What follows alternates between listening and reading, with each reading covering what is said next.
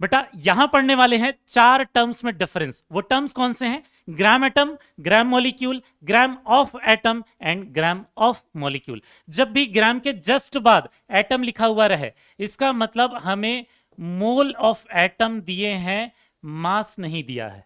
ठीक है, वैसे ही ग्राम के जस्ट बाद जब मॉलिक्यूल लिखा हुआ रहे तो हमें मोल ऑफ मॉलिक्यूल दिया हुआ रहता है, मास नहीं। लेकिन ग्राम के बाद अगर ऑफ करके एटम या मॉलिक्यूल दिया रहा है तो उन चीजों का ये मास है।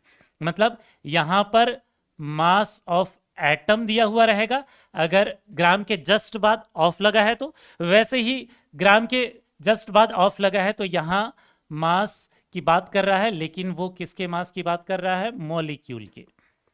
ठीक है, अब इन चारों टर्म को अप्लाई करते हैं इस क्वेश्चन में। क्या है? Which of the following sample contain maximum number of atoms. Count करना है। यहां 1 ग्राम एटम लिखा हुआ है, इसका मतलब एक्चुअल में क्या है? 1 mole of atom, 1 mole of atom of hydrogen, इसका मतलब यह है।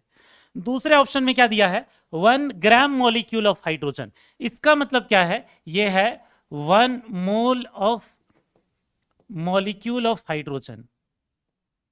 ठीक है, 1 मोल मॉलिक्यूल है किसके? हाइड्रोजन के मॉलिक्यूल, मतलब H2 के। तीसरा दे रखा है 1 ग्राम ऑफ हाइड्रोजन, मतलब यहां मास ऑफ हाइड्रोजन दे रखा है। मास ऑफ हाइड्रोजन कितना है? 1 ग्राम।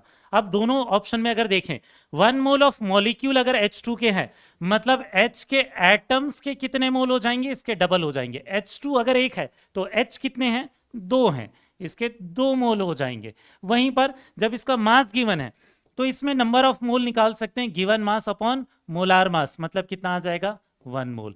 तो एक्चुअल में इन तीनों ऑप्शन में सबसे ज्यादा हाइड्रोजन एटम्स के मोल किस में प्रेजेंट है बेटा?